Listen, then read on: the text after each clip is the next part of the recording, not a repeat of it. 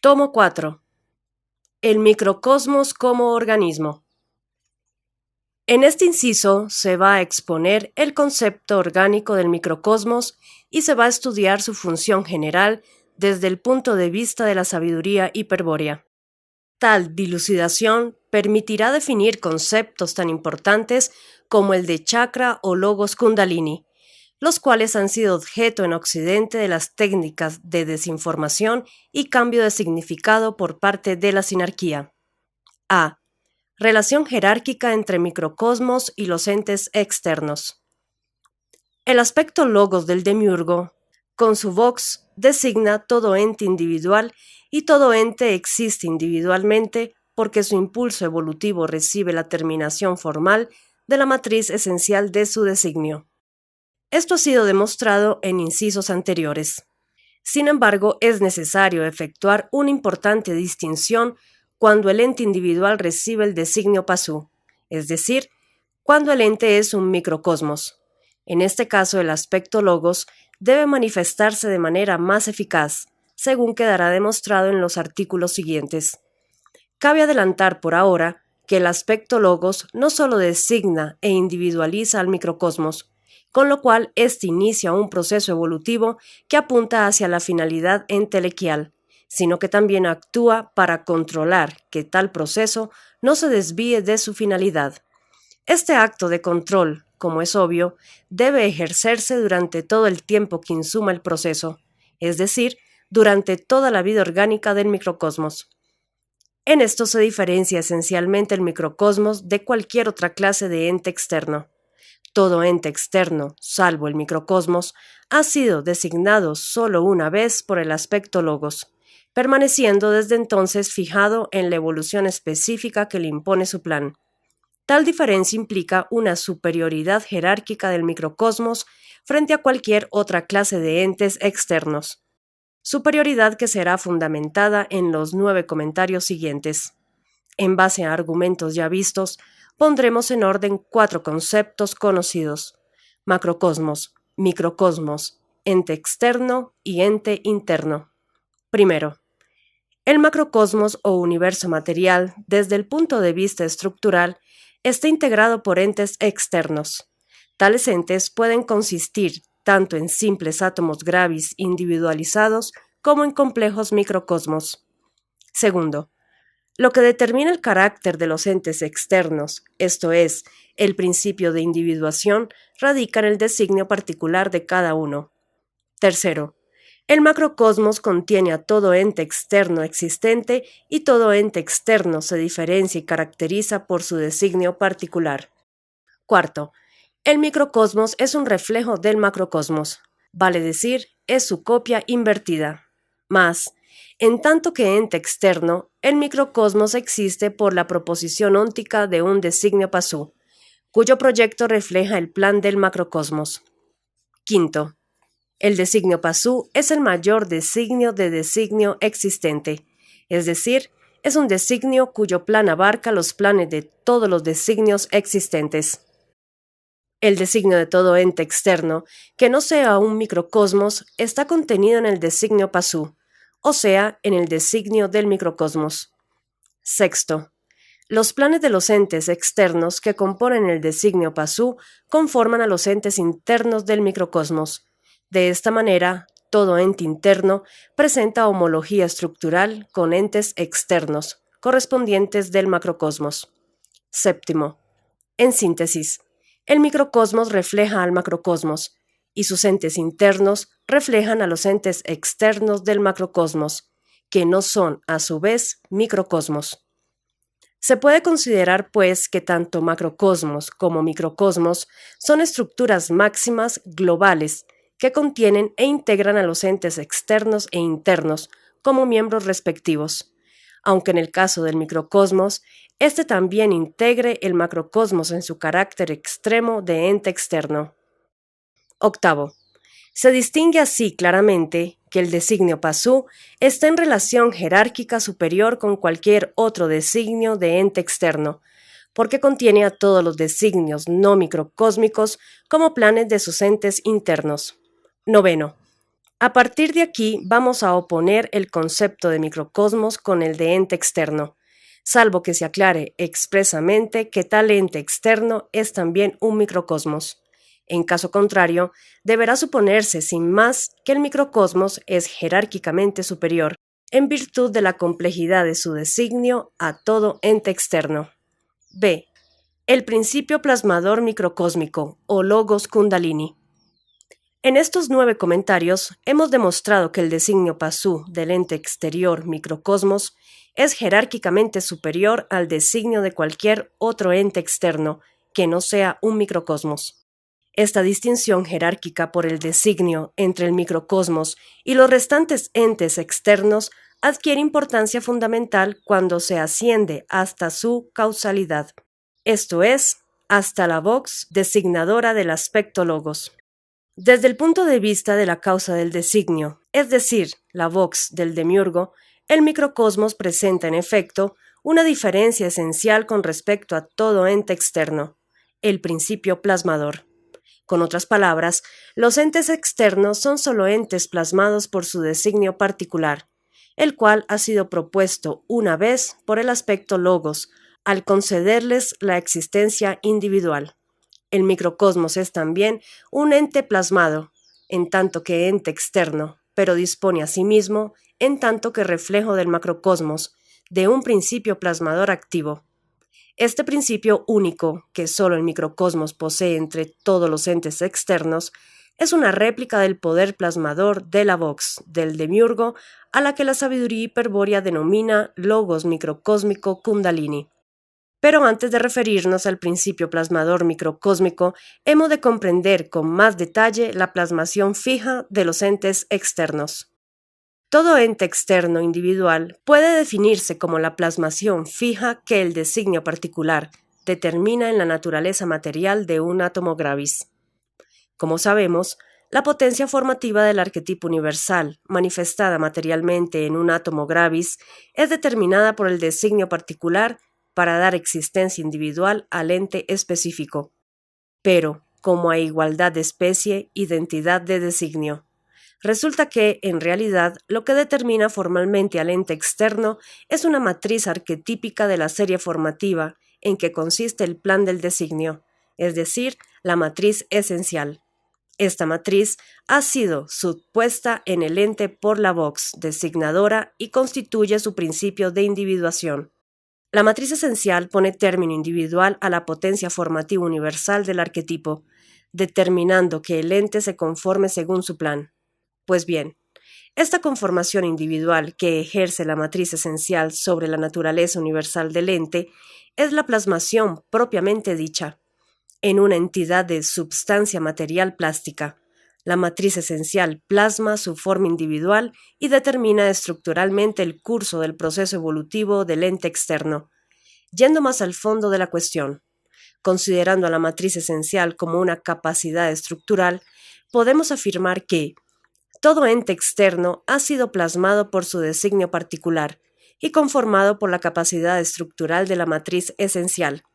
Pero esta capacidad estructural es autosuficiente para mantener un registro permanente del plan en el cual consiste, que no es otra cosa que el plan del ente externo al que conforma. Por eso la capacidad de la matriz esencial es plasmadora, porque habiendo sido supuesta una vez por la vox del aspecto logos, se sostiene a sí misma como registro óntico del ente externo, de modo permanente y fijo. La capacidad del registro óntico de la matriz esencial es fija, y de allí la definición de ente externo, de la cual partimos. Es la plasmación fija que el designio particular determina en la naturaleza material de un átomo gravis, para conformar un ente individual. Los entes externos son, pues, plasmados una sola vez por su designio particular, y nada hay en ellos que posibilite por sí mismo algún tipo de cambio esencial. Una vez plasmada, la forma de los entes externos se ajustará evolutivamente a la capacidad fija de la matriz esencial. No existe en ellos ningún principio que les permita apartarse por sí mismos del plan esencial registrado. Una mutación semejante solo podría ocurrir, desde luego, por una intervención anormal del demiurgo, es decir, por su segunda intención. Pero en todo caso normal, el ente externo es siempre el producto de una plasmación fija. Y ahora podrá comprenderse que el caso es completamente distinto cuando el ente externo ha sido plasmado con el designio pasú, es decir, con el designio de jerarquía extrema cuya capacidad estructural conforma al microcosmos óntico. Porque, a diferencia de los entes externos, cuya plasmación es fija e inmutable por sí misma, el microcosmos dispone de un principio plasmador activo, que no solo es quien ha plasmado la estructura microcósmica, sino quien tiene poder para reproducir por sí mismo esta plasmación, es decir, para recrear el plan registrado tantas veces como fuese necesario. Pero este principio plasmador activo, el logos kundalini, no se encuentra presente en el microcosmos para posibilitar un apartamiento esencial del plan designado, sino todo lo contrario.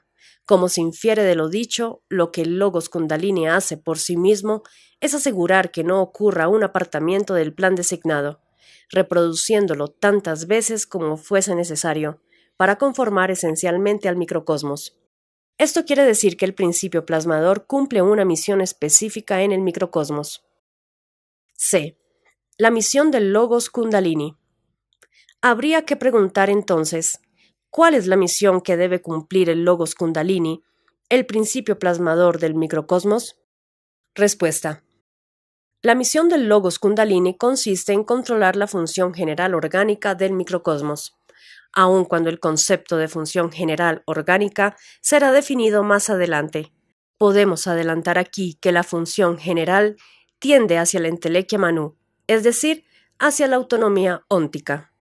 Resulta claro así que la misión de Kundalini consiste en asegurar el cumplimiento del objetivo microcósmico de la finalidad, controlando el proceso evolutivo, el apartamiento del plan designado o una desviación del objetivo microcósmico de la finalidad, bastarán para causar la intervención activa del principio plasmador, quien intentará corregir de inmediato la falla, operando sobre las matrices funcionales del designio.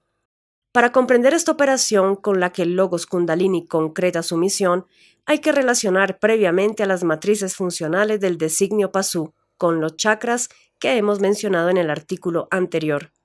En efecto, para la sabiduría hiperbórea, las tapasignos fijas de los sectores innatos del registro óntico del pasú, es decir, los chakras, son matrices funcionales del designio pasú cuya estructura consiste en esquemas de sí mismo anteriores. La misión del logos kundalini requiere operar sobre las matrices funcionales del designio pasú para encauzar la evolución microcósmica, pero esto significa, según vemos, operar sobre los chakras, pues estos y aquellos son una y la misma cosa. Es claro así que solo una definición estructural del concepto chakra nos permitirá comprender con precisión la misión del logos kundalini. D. Definición estructural del concepto de chakra. Una definición estructural del concepto chakra solo puede adquirir significado pleno en un contexto orgánico. De allí debe partir la explicación de la descripción orgánica del microcosmos. Es necesario para ello considerar a los entes internos del microcosmos como órganos y definir al microcosmos como una estructura orgánica que los integra en su función general, esto es, una estructura viva, tal como el microcosmos. Se compone de miembros interrelacionados entre sí mediante enlaces energéticos o materiales de todo tipo. Empero, atendiendo a su función general, puede afirmarse que la estructura microcósmica constituye un organismo, cuyos miembros son órganos funcionalmente determinados. En este sentido, la función particular o característica de cada órgano contribuye o se integra a los fines de la función general del organismo. Por eso, en un organismo, la función general determina la función de cada órgano particular, y todas las funciones particulares están integradas en la función general. Ahora bien, toda función tiende hacia una finalidad, hacia una posición final o valor límite que determina por anticipado la dirección de su movimiento. En el caso de la función general del organismo microcósmico, esta finalidad no puede ser otra más que la entelequia manú. De aquí la afirmación de que la función general del organismo microcósmico tiende hacia la entelequia manú. Evidentemente, tal función general es la misma ley que hemos venido denominando función continua del progreso evolutivo, y cuya representación gráfica es la curva hélix de la figura 56. Solo nos falta agregar que los órganos, aun cuando se hallan funcionalmente compenetrados en el organismo, son en realidad entes internos del microcosmos. Vale pues para ellos la definición dada en el comentario sexto. Los planes de los entes externos que componen el designio Pasú conforman a los entes internos del microcosmos. De esta manera, todo ente interno presenta homología estructural con entes externos correspondientes del macrocosmos. Si los órganos son entes internos del microcosmos, conformados por planes de entes externos contenidos en el designio Pasú, cabe indagar cómo determinan estos planes la función particular de los órganos, de tal modo que la misma se integre en la función general orgánica, y más concretamente, cómo operan estos planes para conformar a los órganos donde radica su actividad. Vamos a responder a estas cuestiones paso a paso. Todo se hará claro en cuanto consideremos que los entes internos del microcosmos, en tanto que órganos, contienen cada uno un sector innato del registro óntico del Pasú. Resulta fácil, entonces, comprender qué es el plan registrado en tales sectores, el que conforma al órgano y determina su función. Con más detalle, en los sectores innatos se hayan registrado los esquemas de sí mismo anteriores. Estos esquemas contribuyen desde la complexión del alma a perfeccionar el microcosmos viviente. Para ejemplificar esta contribución, podemos considerar que cada órgano o elemento orgánico de la estructura microcósmica está funcionalmente determinado por un esquema innato. Cada glándula endocrina, por ejemplo, está prefigurada en su sector innato por un esquema anterior, que la conforma y regula funcionalmente. Es evidente que cada esquema de la superserie, para prestar semejante utilidad, ha de estar perfectamente codificado como plan especial del designio Pasú, e integrado armónicamente en su estructura, y de la diversidad de planes correspondientes a esquemas innatos de órganos, procede la enorme cantidad de sectores innatos en que se divide el registro óntico del Pasú. Hay que advertir que cada sector innato, uno por cada órgano, lleva un tapasigno fija o chakra, lo que debe dar una idea de que los mismos se cuentan por millones en el microcosmos. Sin embargo, no todos son funcionalmente equivalentes ni tienen la misma importancia en la composición de la estructura microcósmica. Universalmente, y la sabiduría hiperbórea coincide con ello, se ha convenido en señalar como los más importantes, desde el punto de vista del objetivo microcósmico de la finalidad, a 7 chakras. Justamente, aquellos que son tapasignos de los sectores innatos radicados en las glándulas endocrinas o glándulas de secreción interna. Los nombres de estos chakras se darán más adelante. En el inciso Posibilidades de la vía tántrica, donde se explicará también por qué el virya despierto no deberá jamás provocar la actividad del logos kundalini por medio de la yoga. A estos 7 chakras nos vamos a referir ahora para explicar concretamente la función del principio plasmador, pero las conclusiones expuestas pueden aplicarse sin inconveniente para interpretar la intervención del logos kundalini en cualquier sector innato del registro óntico del Pasú. Pero, antes de entrar en el tema de los chakras orgánicos, conviene aclarar el alcance de la definición anterior, aun cuando los sectores innatos hayan sido definidos como contenidos orgánicos, es decir, como registros radicados en los órganos. Tal afirmación no debe ser interpretada en el sentido excesivamente literal. Esta aclaración tiene como objeto evitar la creencia ingenua de que bastaría, por ejemplo, con remover un órgano para eliminar el sector innato radicado o contenido en él. La verdad, en cambio, es completamente opuesta. La eliminación de un órgano no afecta en absoluto al sector innato que lo conforma. ¿Por qué? Respuesta: porque el sector innato cuyo registro plasma al órgano se halla en realidad plasmado en el alma del Pasú, en su cuerpo doble o astral. El plan registrado, la matriz funcional del órgano, es lo que está subpuesto en el órgano como término de su entidad, lo que radica en él y subsiste como fundamento de su existencia individual. Pero el sector innato, cuyo registro consiste en dicho plan, se halla fundado a su vez en la complexión del alma, recibiendo de ella su base metafísica. Teniendo en cuenta esta aclaración, consideremos ahora un chakra particular. Por ejemplo, el llamado Ajna, cuyo sector innato se encuentra radicado en la glándula hipófisis. El razonamiento que hay que hacer es el siguiente. En el sector innato de la glándula hipófisis existe el registro de un esquema anterior cuyo plan consiste en el proyecto de una glándula hipófisis experimental, es decir, un esquema hereditario proyectado experimentalmente por selección filogenética a partir del principio de la metempsicosis progresiva. La glándula hipófisis real del pasú se conforma en base a dicho esquema hereditario, registrado en el sector innato. Para que ello ocurra, el esquema hereditario de la glándula hipófisis ha de estar subpuesto en la entidad glandular para poner término individual a su naturaleza universal arquetípica. La conformación de la glándula real es, entonces, el efecto de la plasmación que le impone el esquema hereditario. El esquema hereditario opera así como una matriz plasmadora de la serie formativa del designio. Mas, ¿qué clase de matriz? No una matriz esencial, porque esta es la única en cada designio y en el caso del designio pasú, su capacidad es tal que contiene y determina a todo el microcosmos. Respuesta. El esquema hereditario de la glándula hipófisis, así como cualquiera semejante, es una matriz funcional del designio pasú, pero toda matriz funcional es un plan contenido en el designio caracol o en el designio serpiente, los cuales se hallan relacionados entre sí jerárquicamente, según vimos en F. La sabiduría hiperbórea, en efecto, afirma que el designio caracol y el designio serpiente que le está subordinado ocupa una posición sobresaliente dentro del designio pasú, porque en tal designio subyace el principio del movimiento energético, de cualquier naturaleza que éste sea. ¿Qué quiere decir esto? Respuesta. Que el movimiento de la energía siempre sigue una ley formal cuya descripción corresponde con alguna matriz arquetípica del designio caracol.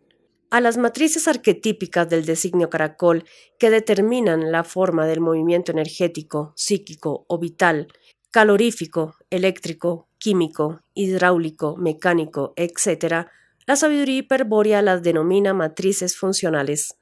Comprobamos, pues, que el esquema hereditario que plasma a la glándula real es una matriz funcional del designio caracol, el cual está contenido en el designio de máxima extensión que existe, esto es, el designio pasú. Podemos entender ahora la definición ya adelantada.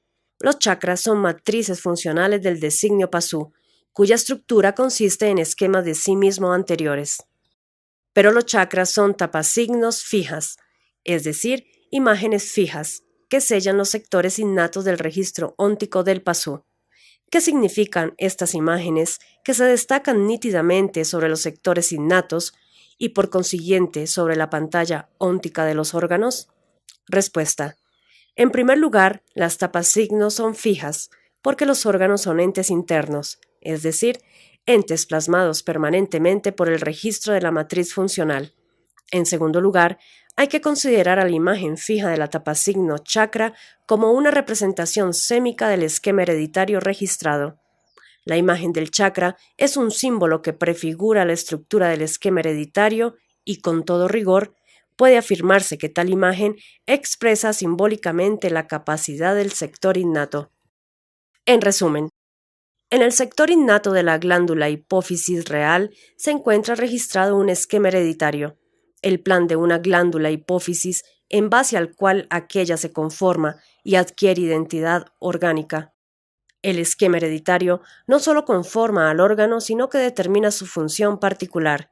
Ello ocurre porque el esquema hereditario es también una matriz funcional, es decir, una matriz arquetípica del designio caracol, el cual rige todas las leyes formales de la energía micro o macrocósmica sobre la glándula hipófisis real en su pantalla óntica. Se distingue una imagen fija o tapasigno del sector innato, es el chakra ajna, que representa sémicamente al esquema hereditario registrado, a la capacidad del registro.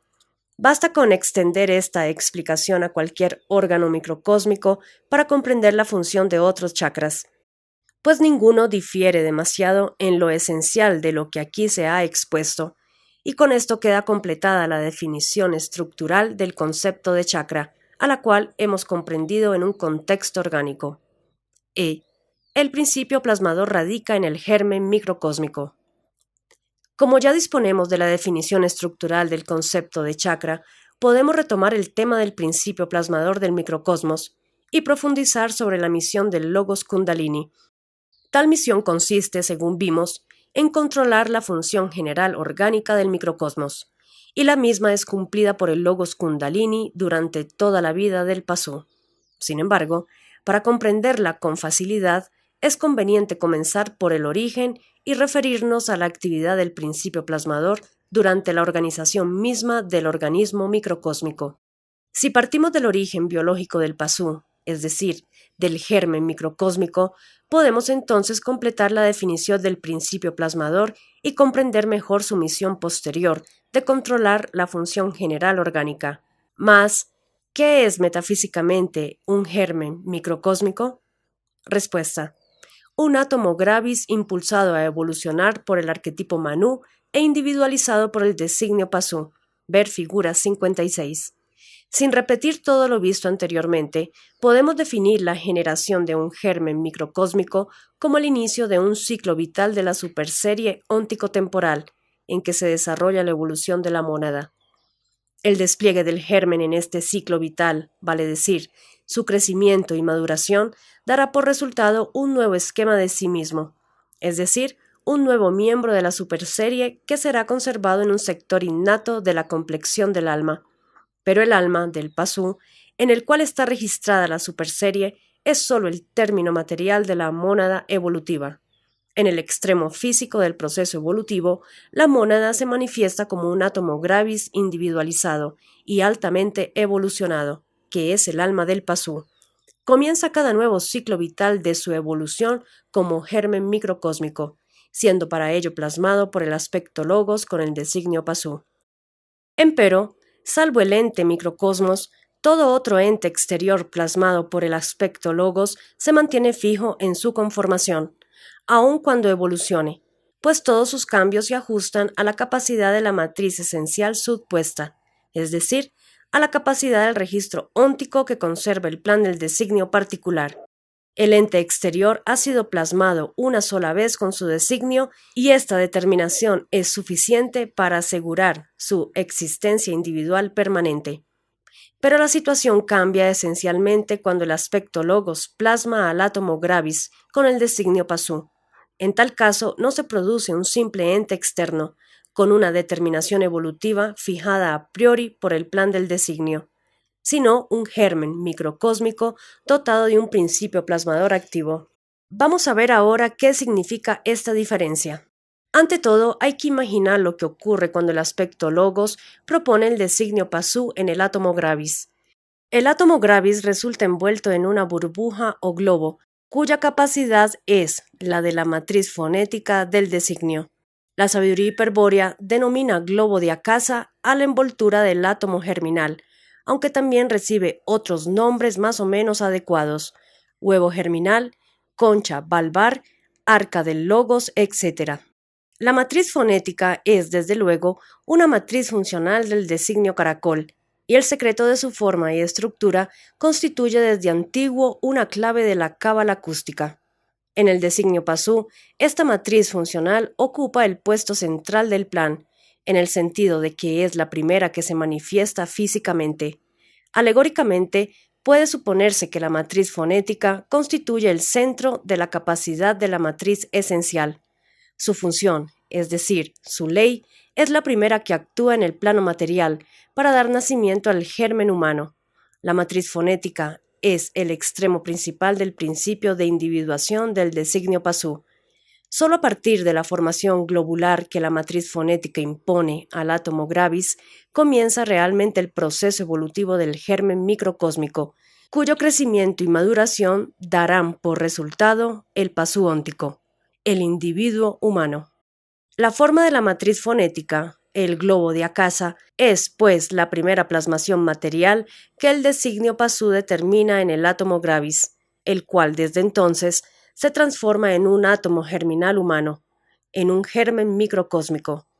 Y en esta primera plasmación del designio Pasú reside justamente lo que diferencia al microcosmos de cualquier otro ente externo, porque la plasmación del globo de Akasa encierra en sí mismo al principio plasmador. Es como si el aspecto logos, al plasmar el designio Pasú, dejase a su vox contenida por el globo de Akasa. Dentro del globo subsiste entonces el logos kundalini, el principio plasmador del microcosmos, el verbo del demiurgo. El átomo germinal consiste así en un átomo gravis con su punto indiscernible, donde subyace el ser en sí del arquetipo Manú, encubierto por un globo de Akasa, vale decir, plasmado por la forma de la matriz fonética. Pero el contenido del globo, aquello que no es el átomo gravis, pero que se encuentra comprendido por los límites de la matriz fonética, es el logos kundalini, una réplica microcósmica del verbo del demiurgo. Por eso la vox del logos kundalini es un principio plasmador de microcosmos, análogo a la vox del aspecto logos, cuyo poder plasmador de entes externos ya hemos estudiado. Mas, ¿qué plasma el logos kundalini? Respuesta: la totalidad del microcosmos, salvo el principio del átomo germinal, el globo de Akasa, que ha sido plasmado por el aspecto logos. El logos kundalini es quien plasma el plan del designio Pasú, quien lo concreta en toda la integridad funcional de sus órganos. El aspecto logos, como vimos, solo plasma el centro de la matriz fonética, es decir, el centro de la capacidad de solo una entre miles de millones de matrices arquetípicas de las que consta el designio Pasú. Pero desde ese centro, en el cual ha quedado contenido un verbo, un principio plasmador activo, continúa la plasmación del plan del designio Pasú, plasmación que se efectúa sobre el globo de Akasa, es decir, exteriormente, porque su potencia conformadora opera desde adentro hacia afuera del globo de Akasa. Para comprender esta acción del logos kundalini, hay que imaginar al principio plasmador como una fuerza vibratoria cuyas ondas se transmiten a través del globo, transportando la información del plan. Con otros términos, y sin desdeñar las figuras alegóricas, el sonido del logos atraviesa la delgada membrana del huevo germinal. Cada palabra pronunciada rítmicamente tiene el poder de plasmar una forma fuera del huevo. En verdad, cada palabra es una matriz funcional del designio Pasú. Por eso, palabra tras palabra, el logos kundalini va leyendo el plan del designio y lo va plasmando afuera, concretándolo en su integridad orgánica. Esta lectura la realiza directamente de la complexión anímica donde está registrado el plan del designio, es decir, del átomo gravis interior al huevo. Tal átomo no es más que la expresión física de la mónada evolutiva del Pasú, y en su complexión se halla grabada la superserie óntico-temporal de esquemas anteriores.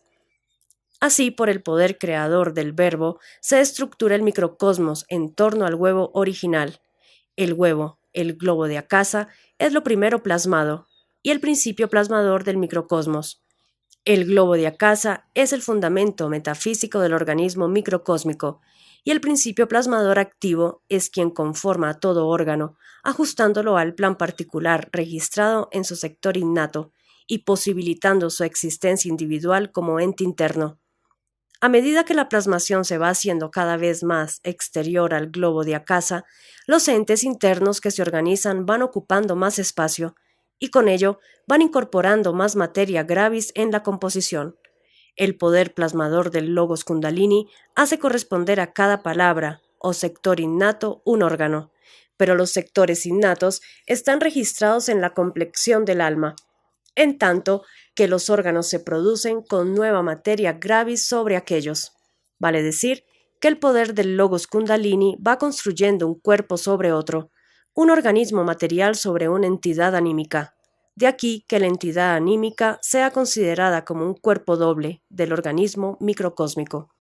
Cada órgano corresponde a un sector innato del cuerpo doble, y por eso se afirma que el cuerpo doble anima a todo órgano microcósmico, concediéndole su particular vitalidad.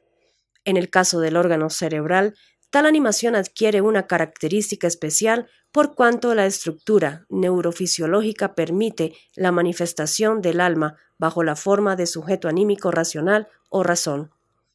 Finalmente, cuando el germen microcósmico se desarrolla orgánicamente en toda su integridad, el sujeto anímico opera en la estructura psíquica y construye la estructura cultural y el esquema de sí mismo en la forma ya estudiada. Solo cabe agregar que el globo de Akasa, fundamento metafísico del microcosmos, permanece como tal durante todo el desarrollo del ciclo vital. A medida que el organismo microcósmico se estructura sobre su base, el globo de Akasa va ocupando un lugar cada vez más interno.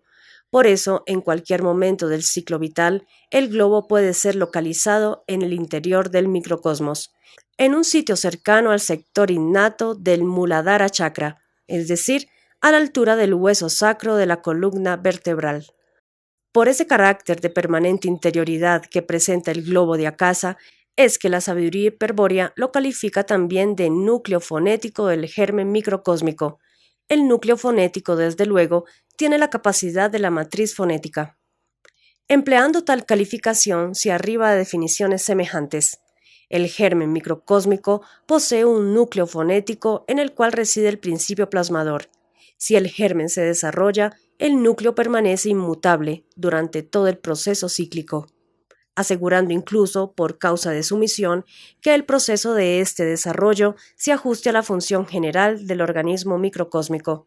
Sin embargo, el núcleo puede ser anormalmente alterado por las prácticas de yoga. El núcleo fonético, el globo de Akasa, no es pues inalterable, solo permanece así durante el ciclo vital del germen microcósmico. Empero, es una realidad que el huevo puede ser roto, y que el poder del logos kundalini puede ser liberado dentro de la capacidad del organismo microcósmico. Esta alteración del núcleo fonético, esta ruptura del huevo germinal, constituye sin dudas un grave error estratégico para el virya despierto, salvo que la misma se realice según las técnicas tántricas hiperbóreas, tal como se demuestra en el artículo N y en el inciso Posibilidades de la vía tántrica. No hay que insistir, por último, en que el germen microcósmico, tal cual ha sido descrito aquí, es metafísicamente análogo al macrocosmos. El plan del germen contenido en el designio Pasú es una réplica del plan del macrocosmos. Particularmente notable en esta analogía es la correspondencia entre el huevo germinal del germen microcósmico, donde se halla contenido el logos kundalini, y el huevo primordial macrocósmico. Así como la producción de un microcosmos es obra del logos kundalini, operando desde el huevo germinal.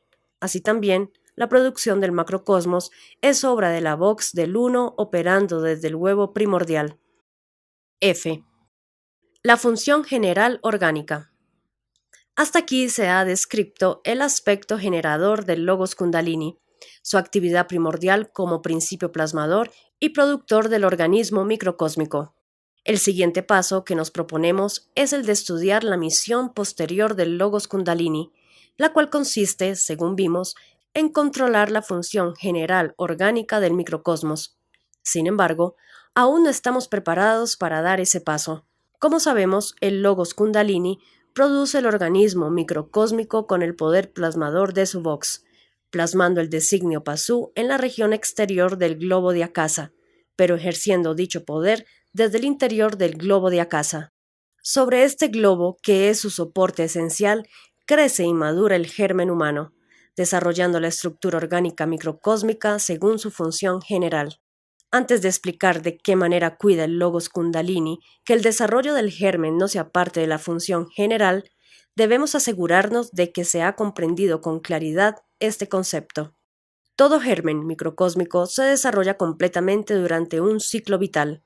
En el periodo de tal ciclo, el alma evoluciona de acuerdo a la función continua del progreso evolutivo, cuya representación gráfica es la curva hélix de la figura 56. En cada momento del desarrollo, es decir, en cada punto de la curva hélix, el germen ha alcanzado un grado evolutivo y presenta una forma individual. Por eso en la figura 63, y para el ejemplo particular de un caballo evolutivo, se ha mostrado que a cada punto de la función continua corresponde una forma individual, todas las cuales forman una serie óntico-temporal. Del mismo modo, podemos imaginar ahora que, sobre la curva hélix de la figura 56, existe una serie de formas individuales, cada una de las cuales corresponde a un grado de desarrollo del germen microcósmico. Esta serie óntico-temporal completa, es decir, desde la plasmación del globo de Akasa hasta la desintegración orgánica, tiene la duración de un ciclo vital. Aplicando conceptos ya estudiados, ha de ser claro lo siguiente. El conjunto de todas las formas individuales de la serie óntico-temporal del pasú durante un ciclo vital se denomina esquema de sí mismo. Ahora bien, el alma no se limita a evolucionar durante un ciclo vital y a desarrollar un esquema de sí mismo, sino que su experiencia se extiende a incontables ciclos vitales. En esa pluralidad de vidas, el alma va ensayando y seleccionando todas las estructuras orgánicas que le permitirán perfeccionar el microcosmos y cumplir el objetivo final de concretar su entelequia. Como el movimiento anímico siempre obedece a la función continua, y como en cada ciclo vital se desarrolla un esquema de sí mismo particular, resulta que la función continua, considerada en su máxima extensión, revela una superserie óntico-temporal, es decir, una superserie de esquemas de sí mismo como expresión concreta del progreso evolutivo. Todos los esquemas de la superserie se incorporan al alma tras cada ciclo vital y se conservan permanentemente en ella codificados por el designio pasú, es decir, contenidos en la capacidad de las matrices arquetípicas. Pero cuando el alma anima el despliegue de un germen microcósmico, cada uno de tales esquemas ocupa un sector innato del registro óntico y subsiste como fundamento esencial de las funciones particulares de los órganos. Sin embargo, esta distribución no significa la descomposición de la superserie. Con otras palabras, el hecho de que los esquemas anteriores estén distribuidos espacialmente, es decir, cada uno en su sector innato y distanciados entre sí, no implica su desconexión en tanto miembro de la superserie. Por el contrario, aun cuando aparezcan distribuidos bajo todos los órganos del organismo microcósmico, los esquemas registrados permanecen siempre unidos en la función continua del progreso evolutivo, en la curva hélix. En verdad, todos los sectores innatos, cuyos esquemas determinan la función particular de los órganos, están unidos en la función continua del progreso evolutivo del alma, es decir, en la función con que se despliega el germen microcósmico en su totalidad. Por este carácter global es que a la función continua se la denomina también función general del organismo microcósmico. Empleando el concepto del significado como camino, podemos expresar alegóricamente esta importante conclusión. Existe en el organismo microcósmico un camino en espiral que vincula entre sí a todos los sectores innatos del registro óntico, es decir, a todos los chakras. Cuando estudiamos el registro óntico, ya habíamos observado que el hilo de conciencia permite la facultad de registrar del aspecto logos, inferir los contenidos de cualquier sector. Ahora comprendemos al hilo de conciencia, hilo de significado continuo como si fuese un camino que pasa por todos los sectores innatos. Pero el hilo de conciencia es solo uno para cada alma, y alegóricamente, en otro inciso ya lo habíamos denominado camino hélix, aunque consideramos particularmente el tramo que pasa por la estructura psíquica. Resulta así que el camino que vincula los sectores innatos a los chakras es el camino de hélix, considerado en su máxima extensión, o sea, más allá de la estructura psíquica. Al tramo del camino de hélix que pasa por los sectores innatos y conecta los distintos chakras entre sí, la sabiduría hiperbórea lo denomina canal hélix. No obstante ser claro a qué nos referimos al hablar de canal hélix, conviene advertir aquí sobre un error muy frecuente en el esoterismo sinárquico. Nos referimos a las teorías o sistemas que hablan de canales o nadis, es decir, que afirman la existencia de una pluralidad de vías que conectan a los centros o vórtices entre sí. Contra tales teorías, la sabiduría hiperbórea afirma que se hallan fundadas sobre errores nociológicos. No existe una pluralidad de canales astrales o energéticos, sino un solo canal hélix, un solo camino hélix, una sola función general.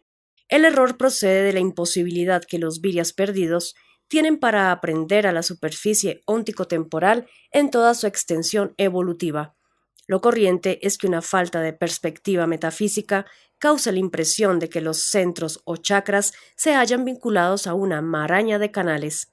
Se cree entonces estar frente a una especie de estructura astral, una estructura en la cual los chakras serían nudos y los canales o nadis los enlaces.